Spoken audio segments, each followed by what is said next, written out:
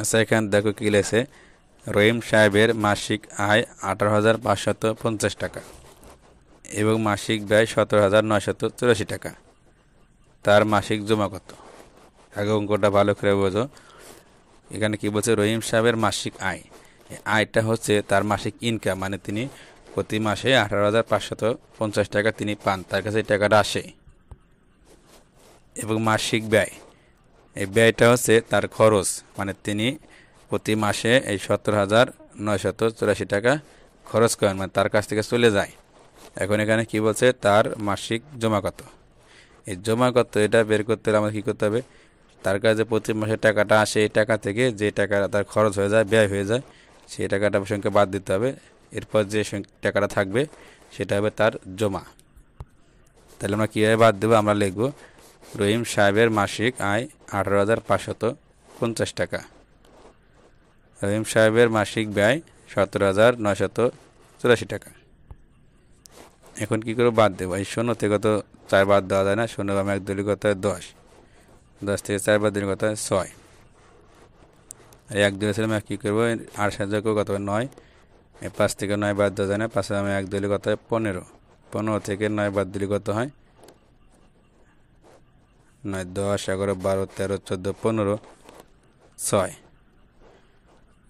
আর 1 দিয়েছিলাম কী করবো, এই 9 সাহায্য করবো কত হবে 10, এই 5 থেকে তো 10 বাদ দেওয়া যায় না, 5 আমি 1 দিলে কত হয় 15, 15 থেকে 10 বাদ দিলে কত হয় 5, তাহলে 1 দিয়েছিলাম কী করবো, এই 7 করবো কত হবে 8, 8 থেকে 8 বাদ দিলে কত হয় 0, আর এই 1 হাতে 1 বাদ দিলে কত হয় 0, তার সংখ্যায় আমি 0 লিখতে হবে না।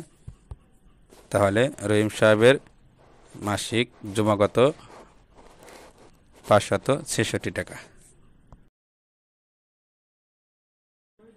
আচ্ছা দেখো এই অঙ্কে কী লিখছে, লিমার 3,470 টাকা আছে এবং রাহুলের 2,645 টাকা আছে।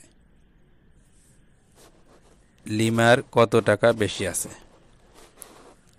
যেহেতু লিমার এখানে 3,470 টাকা আর রাহুলের 2,645 টাকা, লিমার বেশি আছেন, কত টাকা বেশি আছে এরা আমার বের করতে হবে। এরা আমরা কীভাবে বের করব, এই যে লিমার যে টাকা আছে এই টাকার সংখ্যা থেকে রাহুলের টাকার সংখ্যা আমরা বাদ দেব, বাদ দিলে যে টাকা থাকবে সেটা হচ্ছে বেশি। তাহলে আমরা কীভাবে বাদ দেব, আমরা লিখব লিমার আছে 3,470 টাকা, রাহুলের আছে 2,645 টাকা। এবার বাদ দেব, দেখো 0 থেকে 5 বাদ দিলে কত হয়, 0 থেকে 5 বাদ দেওয়া যায় না, 0 আমি 1 দিলে 10, 10 থেকে 5 বাদ দিলে কত হয় 5, আর 1 দিয়েছিলাম কী করবো, এই 4 সাহায্য করবো কত হয় 5, এই 7 থেকে 5 বাদ দিলে কত হয় 2, আর 4 থেকে তো 6 বাদ দেওয়া যায় না, 4 আমি 1 দিলে কত হয় 14, 14 থেকে 6 বাদ দিলে কত হয় 8, 8 লিখবো, আর 1 দিয়েছিলাম কী করবো 2 সাহায্য করবো কত 3, 3 থেকে 3 বাদ দিলে কত হয় 0, সংখ্যা 0 লিখতে হবে না। তাহলে লিমার 825 টাকা বেশি আছে।